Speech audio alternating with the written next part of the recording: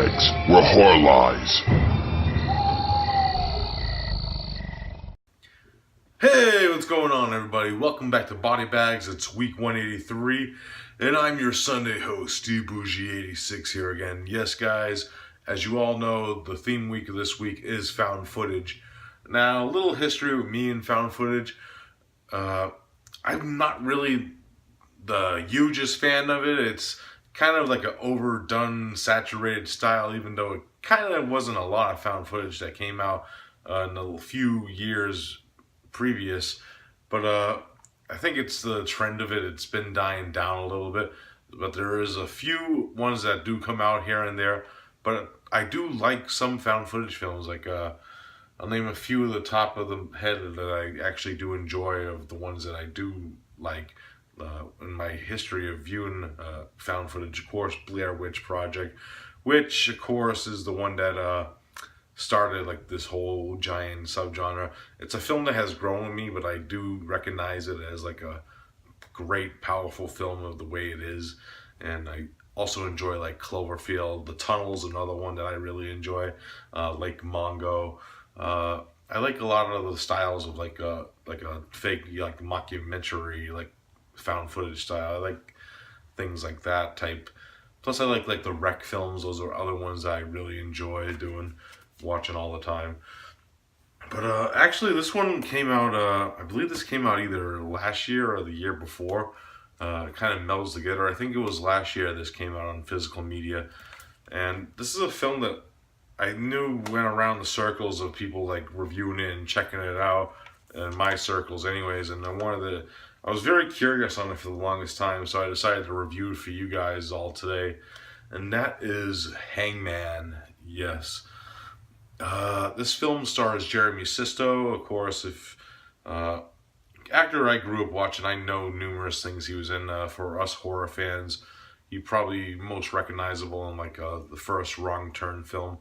He's one of the stars of that film, and this film also stars Kate Ashfield, who we should all know from everyone's favorite horror comedy, Shaun of the Dead. She actually played Liz in that film. The main plot of this one, Jeremy Sisto and Kate Ashfield are this married couple who have a young daughter, teenage like daughter, and younger son, and they're actually coming home from vacation.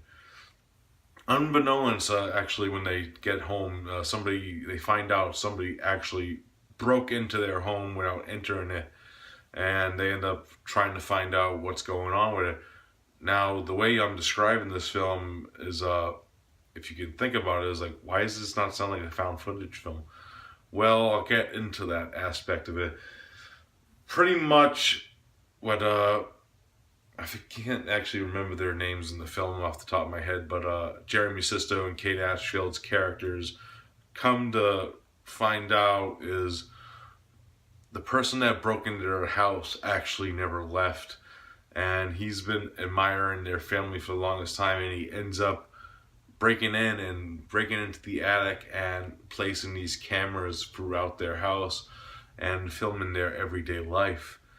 That is pretty much all I'm going to get into the gist of what's going on with the plot of it.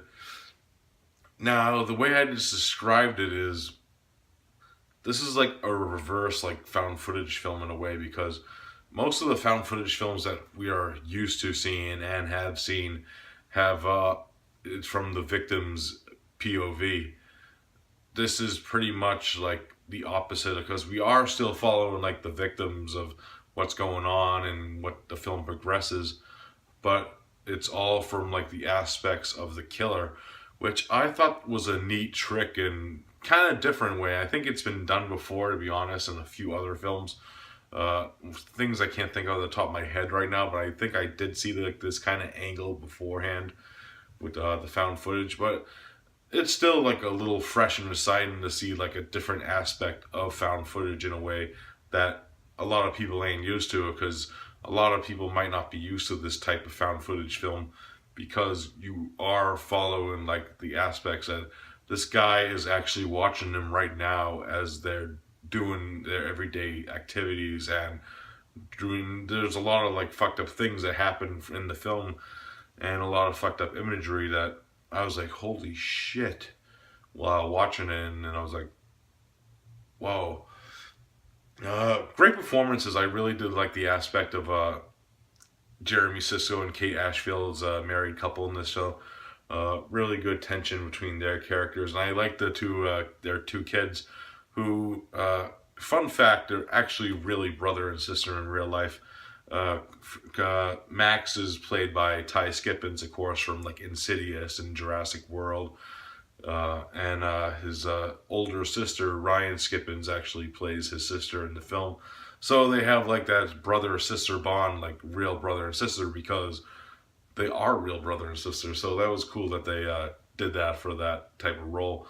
And there's a lot of like sub-characters that come and go and add to like what I like to call like body count. I won't say who, but there's a little bit of a bigger body count in this film in the way aspect of it. Really good tension, a lot of like homages to like other found footage films I liked. Like it does like have a few insidious like type of like scenes where people sleeping, but it has a lot of tension going into those scenes as well, because this guy's actually the one filming all this shit too. So you know what I'm saying? So it's kind of creepy as it is. There is a few slow parts in this film, which I do see in the found footage subgenre a lot. There's a lot of like slow building, burn-in parts to it. But I did like this. It was a different aspect of found footage that I think everyone should check out. If you haven't been a fan of like found footage films before, you might actually like this one. It's a different take on it. So yeah, I recommend it. If I had to rate Hangman, I'm going to give it a solid like 7.5 out of 10. It, like I said, it does have like some eerie, like slow parts to it, and they are kind of slow in some aspects, but the rest of the movie flows really well. And I do, and also another thing that kind of bugged me, a few camera shots where, as you know, in like most found footage movies, especially these type, like how the hell did the guy get the you know what I mean, like that type of camera and like that area and the way it was edited, it was kind of weird. Like how did they shoot that? But yeah, I really did enjoy Hangman. I do recommend it. Check it out. Alright guys, that's it for this review. I hope you enjoyed it. As always, we'll be back next week starting with some more randomness. So who knows what we're going to be reviewing. So as always, peace out.